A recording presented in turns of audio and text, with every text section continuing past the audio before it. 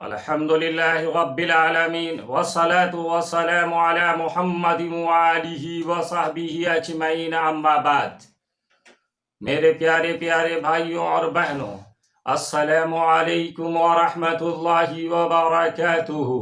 حضرت برا بن عازب رضی اللہ تعالی عنہ سے روایت ہے، وہ بیان کرتے ہیں کہ ہم نبی پاک صلی اللہ علیہ وسلم کے ساتھ انصار میں کے ایک صاحب کے جنازے میں نکلے اور قبرستان پہنچے۔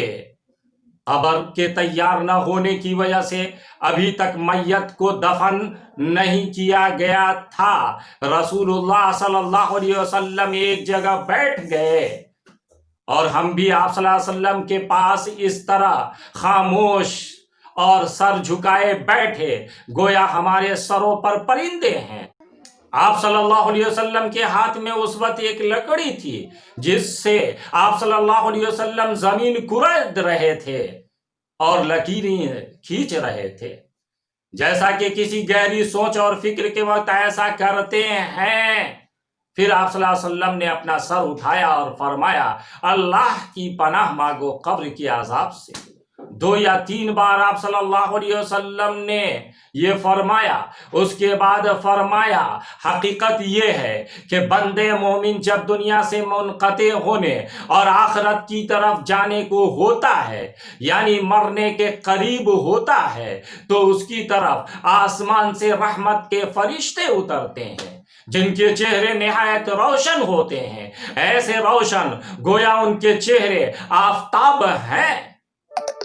ان کے ساتھ جنت کے ریشمی کفنوں میں سے ایک کفن بھی ہوتا ہے، اور جنت کے مشک، عنبر وغیرہ کی خوشبوؤں میں سے کچھ خوشبو بھی ہوتی ہے، یہاں تک کہ وہ فرشتے کمال ادب کے ساتھ اس قریب مرنے والے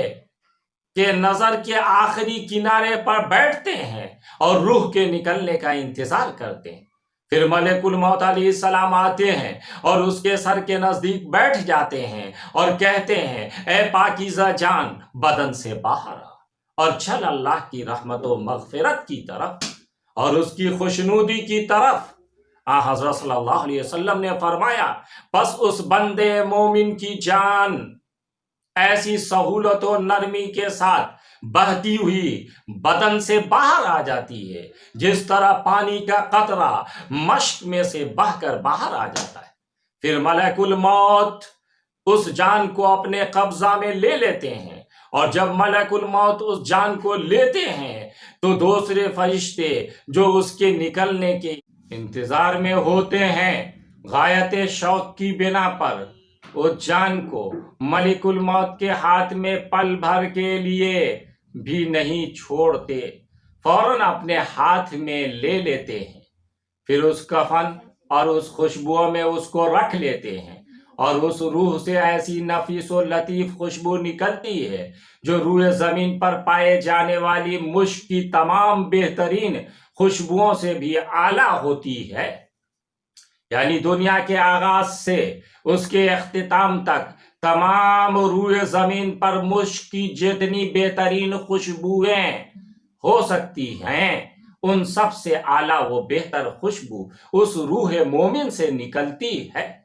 حضرت صلی اللہ علیہ وسلم نے فرمایا، پس فرشتے اس روح کو لے کر اوپر آسمان کی طرف چلتے ہیں، اور اس روح کو لے جانے والے فرشتے زمین اور آسمان کے درمیان موجود فرشتوں کی جس بھی جماعت کے پاس سے گزرتے ہیں وہ پوچھتی ہے، یہ پاکیزہ روح کون ہے؟ اس کو لے جانے والے فرشتے کہتے ہیں، یہ فلاں بن فلاں کی روح ہے۔ اس کے ان بہترین اسماء و القاب کو بیان کرتے ہیں جن کے ذریعے وہ دنیا میں پہچانا جاتا تھا۔ زمین تا آسمان سوال و جواب کا یہ سلسلہ جاری رہتا ہے، یہاں تک کہ فرشتے اس روح کو لے کر آسمان دنیا یعنی پہلے آسمان تک جا پہنچتے ہیں اور اس روح کے لیے آسمان کا دروازہ کھلواتے ہیں جو ان کے لیے کھول دیا جاتا ہے۔ اسی طرح ہر آسمان کے دروازے پر ہوتا ہے کہ اس آسمان کے فرشتے آنے والی روح مومن کے بارے میں پوچھتے ہیں، اور روح کو لے کر آنے والے فرشتے ان کو اس کے اسماء و القاب اور اوصاف بتاتے ہیں۔ پھر اس آسمان کا دروازہ کھول دیا جاتا ہے اور ہر آسمان سے وہ مقربین بارگاہ حق جو اس آسمان میں ہوتے ہیں اس روح کے اعزاز و اکرام میں آگے کے آسمان تک اس کے ساتھ چلتے ہیں، یہاں تک کہ اس روح کو 7ویں آسمان پر پہنچایا جاتا ہے۔ بس اللہ عز و جل فرماتا ہے میرے بندے کے نام اعمال کو علین میں یعنی 7ویں آسمان میں داخل دفتر کرو، اور بندے کی اس روح کو پھر زمین کی طرف لے جاؤ، یعنی اس کو زمین میں مدفون اس کے بدن کی طرف واپس لے جاؤ تاکہ اپنے بدن کے ساتھ مربوط ہو کر قبر میں سوال و جواب کے لیے پوری طرح تیار ہو۔ دراصل میں نے ان بنی آدم کے بدنوں کو زمین ہی سے پیدا کیا ہے اور ان بدنوں اور روحوں کو پھر اسی میں پہنچا دیتا ہوں اور اسی سے ان کو دوسری بار نکالوں گا۔ حضرت صلی اللہ علیہ وسلم نے فرمایا چنانچہ اس روح کو پھر اس کے بدن میں پہنچا دیا جاتا ہے، اس کے بعد قبر میں اس کے پاس 2 فرشتے منکر نکیر آتے ہیں جو اس کو بتلاتے ہیں، پھر اس سے سوال کرتے ہیں تیرا پروردگار کون ہے؟ وہ جواب دیتا ہے میرا پروردگار اللہ ہے۔ پھر فرشتے اس سے سوال کرتے ہیں تیرا دین کیا ہے؟ وہ جواب دیتا ہے میرا دین اسلام ہے۔ پھر فرشتے اس سے سوال کرتے ہیں یہ صاحب محمد صلی اللہ علیہ وسلم کون ہیں جو تم میں بھیجے گئے تھے؟ وہ جواب دیتا ہے وہ اللہ کے رسول ہیں صلی اللہ علیہ وسلم۔ پھر فرشتے سوال کرتے ہیں ان کا رسول اللہ صلی اللہ علیہ وسلم ہونا تو نے کیسے جانا؟ وہ جواب دیتا ہے میں نے کتاب اللہ پڑھی اور اس پر ایمان لایا اور میں نے دل سے اس کو سچ مانا۔ اس کے بعد آسمان سے ایک پکارنے والا پکارتا ہے، یعنی اللہ تعالیٰ کا فرمان سناتا ہے کہ میرا یہ بندہ سچا ہے، لہذا اس کے لیے جنت کے بستر بچھاؤ اور اس کو جنت کے لباس پہناؤ اور اس کے لیے جنت کی طرف ایک دروازہ کھول دو۔ حضرت صلی اللہ علیہ وسلم نے فرمایا پس جنت کی طرف سے ایک دروازہ کھول دیا جاتا ہے اور اس کے ذریعے جنت کی ہوائیں اور جنت کی خوشبوئیں آتی ہیں، پھر اس کی قبر کو اس کے لیے نظر کے آخری کنارے تک کشادہ کر دیا جاتا ہے۔ حضرت صلی اللہ علیہ وسلم نے فرمایا پھر اس کے پاس ایک خوبصورت شخص آتا ہے جو بہت نفیس و عمدہ لباس پہنے ہوئے اور خوشبوؤں میں بسا ہوا ہوتا ہے اور کہتا ہے خوشخبری ہو تجھے اس چیز کی جو تجھ کو خوش کرنے والی ہے، یعنی تیرے لیے وہ نعمتیں مہیا ہیں کہ نہ کسی آنکھ نے دیکھی نہ کسی کان نے سنی۔ یہ وہ دن ہے جس کا دنیا میں تجھ سے وعدہ کیا جاتا تھا۔ وہ مومن میت اس سے پوچھتی ہے تو کون ہے کہ تیرا چہرہ حسن و جمال میں کامل ہے، تو بھلائیاں لے کر آیا ہے اور خوشخبری دیتا ہے۔ وہ شخص جواب دیتا ہے میں دنیا میں کیے جانے والا تیرا نیک عمل ہوں جو یہاں ایسی شکل و صورت میں آیا ہوں۔ مومن میت یہ سن کر کہتی ہے اے میرے پروردگار جلد قیامت قائم کر، اے میرے پروردگار جلد قیامت قائم کرنا تاکہ میں اپنے اہل و عیال اور اپنے مال تک جلدی سے پہنچ جاؤں۔ حضرت صلی اللہ علیہ وسلم نے فرمایا اور کافر بندہ جب دنیا سے منقطع ہونے اور آخرت کی طرف جانے کو ہوتا ہے یعنی مرنے کے قریب ہوتا ہے تو اس کی طرف سے آسمان سے عذاب کے فرشتے اترتے ہیں، کالے کلوٹے منہ والے، ان کے ساتھ ٹاٹ ہوتا ہے اور وہ اس مرنے والے کافر کے آخری نظر کے کنارے پر بیٹھ جاتے ہیں۔ پھر ملک الموت آتا ہے اور اس کے سر کے نزدیک بیٹھ جاتا ہے اور کہتا ہے اے خبیث جان بدن سے نکل اور چل اللہ کے غضب و عذاب کی طرف۔ حضرت صلی اللہ علیہ وسلم نے فرمایا کافر کی جان یہ سن کر اپنے بدن میں ادھر ادھر بھاگتی ہے، یعنی پورے بدن میں چھپتی پھرتی ہے، کیونکہ غضب و عذاب الہی کے آثار دیکھ کر ہراساں ہو جاتی ہے اور بدن سے باہر کو آنا پسند نہیں کرتی ہے، بخلاف مومن کی روح کے کہ وہ کرم خداوندی کے انوار و آثار دیکھ کر خوش ہو جاتی ہے اور بدن سے فوراً باہر آ جاتی ہے۔ بہرحال ملک الموت اس روح کافر کو پورے زور اور سختی سے کھینچتا ہے، جس طرح کہ لوہے کی خاردار سیخ کو گیلے اون میں سے سختی کے ساتھ کھینچا جاتا ہے، اور کھینچتے وقت اس اون کے کچھ اجزاء بھی سیخ سے لپیٹ کر آ جاتے ہیں، اسی طرح کافر کی روح بھی جب زور اور سختی کے ساتھ اس کی رگوں کے آخری حصوں سے کھینچی جاتی ہے تو ایسا حال ہو جاتا ہے جیسا کہ رگوں میں سے کچھ روح کے ساتھ نکل آیا ہے۔ پھر ملک الموت اس جان کو اپنے قبضے میں لے لیتا ہے، اور جب ملک الموت اس کو قبضے میں کر لیتا ہے تو وہ دوسرے فرشتے پلک جھپکنے تک بھی اس جان کو اس ملک الموت کے ہاتھ میں نہیں رہنے دیتے، فوراً اپنے قبضے میں لے کر ان ٹاٹوں میں لپیٹ لیتے ہیں، اور اس روح سے ایسی بدبو نکلتی ہے جو روئے زمین پر پائے جانے والی مردار کی سرانڈ سے زیادہ اور بری بدبو ہوتی ہے۔ پھر فرشتے اس کو لے کر اوپر آسمان کی طرف بڑھتے ہیں، چڑھتے ہیں، اور فرشتے اس روح کے ساتھ زمین و آسمان کے درمیان موجود فرشتوں کی جس جماعت سے بھی گزرتے ہیں، وہ جماعت کہتی ہے، یہ کون ناپاک روح ہے؟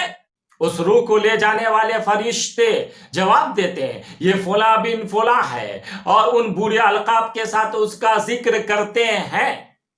جن کے ذریعے سے وہ دنیا میں پہچانا جاتا تھا، تاکہ اس کو آسمان دنیا تک پہنچایا جاتا ہے اور اس کے لیے آسمان کا دروازہ کھلوایا جاتا ہے، مگر اس کے لیے دروازہ نہیں کھولا جاتا ہے۔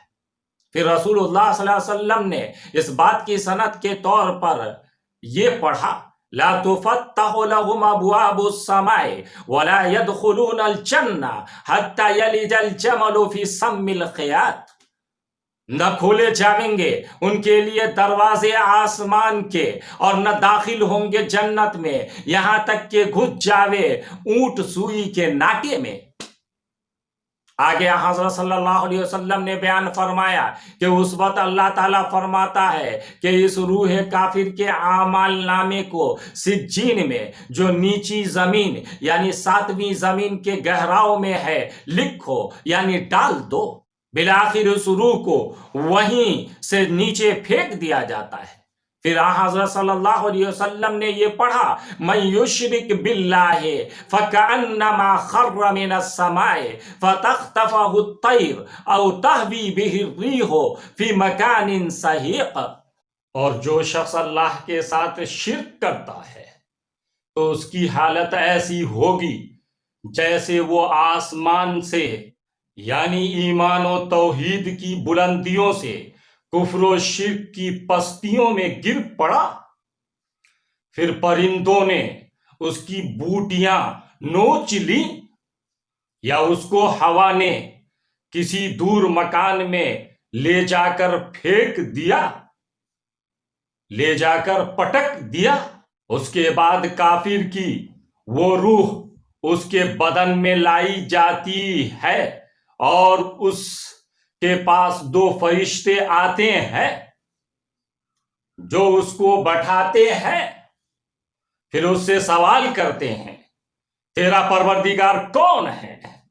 وہ کہتا ہے، ہاں ہاں میں نہیں جانتا۔ پھر فرشتے اس سے سوال کرتے ہیں، تیرا دین کیا ہے؟ وہ کہتا ہے، ہاں ہاں میں نہیں جانتا۔ پھر فرشتے اس سے سوال کرتے ہیں، یہ صاحب محمد صلی اللہ علیہ وسلم کون ہیں جو تم لوگوں میں بھیجے گئے تھے؟ وہ کہتا ہے، ہاں ہاں میں نہیں جانتا۔ تب آسمان سے ایک پکارنے والا پکارتا ہے، یعنی اللہ کا فرمان سناتا ہے کہ یہ جھوٹا ہے، لہذا اس کے لیے آگ کا بچھونا بچھاؤ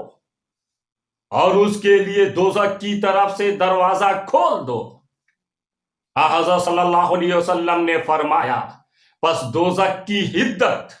اور اس کی گرم ہوائیں اور اس کو پہنچتی ہے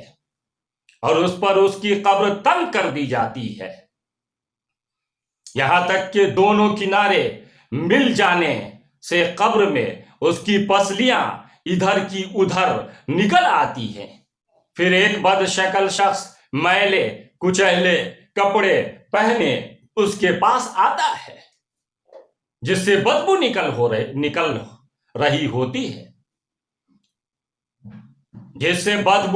رہی ہوتی ہے، اور کہتا ہے تجھ کو اطلاع اس چیز کی جو تجھے ناخوش کرنے والی ہے،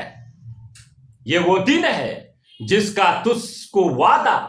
دیا جاتا تھا۔ وہ کافر وہ پوچھتا ہے تو کون ہے اور تیرا چہرہ تو نہایت برا ہے اور برائی لے کر آیا ہے۔ وہ شخص کہتا ہے دراصل میں تیرا برا عمل ہوں۔ یہ سن کر مردہ کہتا ہے اے میرے پروردگار، قیامت کبھی قائم نہ کیجیو۔ اور ایک اور روایت میں جو اسی طرح ہے، یہ الفاظ مزید ہیں کہ جب مومن کی روح بدن سے نکلتی ہے تو اس پر رحمت بھیجتا ہے وہ فرشتہ جو زمین و آسمان کے درمیان ہے، اور ہر وہ فرشتہ جو آسمان میں ہے، اور کھولے جاتے ہیں اس کے لیے دروازے آسمان کے، اور ہر دروازے والے فرشتے اللہ تعالیٰ سے درخواست کرتے ہیں کہ اس مومن کی روح ان کے پاس سے گزار کر اوپر لے جانی چاہیے تاکہ اس کے ساتھ چلنے، یعنی اس کے ساتھ چلنے کا شرف اس کو حاصل ہو، اور رہا کافر تو اس کی جان اس کی رگوں کے ساتھ نکالی جاتی ہے اور اس پر لعنت بھیجتے ہیں وہ تمام فرشتے جو زمین و آسمان کے درمیان ہیں، اور ہر وہ فرشتہ جو آسمان یعنی آسمان دنیا میں ہے، اس پر آسمان کے دروازے بند کر دیے جاتے ہیں، اور آسمان دنیا کے ہر دروازے والے فرشتے اللہ تعالیٰ سے درخواست کرتے ہیں کہ اس کافر کی روح اوپر لے جانے کے لیے ان کے پاس سے نہ گزاری جائے۔ میرے پیارے پیارے بھائیوں اور بہنوں، غیر مومن کی روح آسمان سے دھتکاری جاتی ہے اور اس کو ہمیشہ کے لیے اسفل السافلین یعنی ساتویں زمین کے تلے دوزخ کے گہراؤں میں مقید و محبوس کر دیا جاتا ہے، اور مومن کی روح کا آسمانوں میں اعزاز و اکرام کیا جاتا ہے۔ اس کو آزادی ہوتی ہے کہ وہ آسمان و زمین کے عالم ملکوت میں سیر کرتی ہے، جنت کے باغات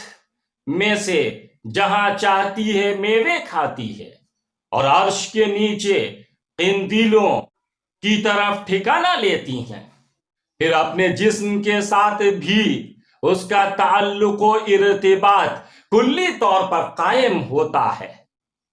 اس طرح کہ وہ اپنی قبر میں قرآن کی تلاوت کرتا ہے، نماز پڑھتا ہے، چین سے رہتا ہے، دلہا کے سونے کی طرح سوتا ہے، اور اس کے مقام و مرتبہ کے اعتبار سے جنت میں اس کے لیے جو منازل وہ درجات تیار رکھے گئے ہیں ان کا نظارہ کرتا ہے۔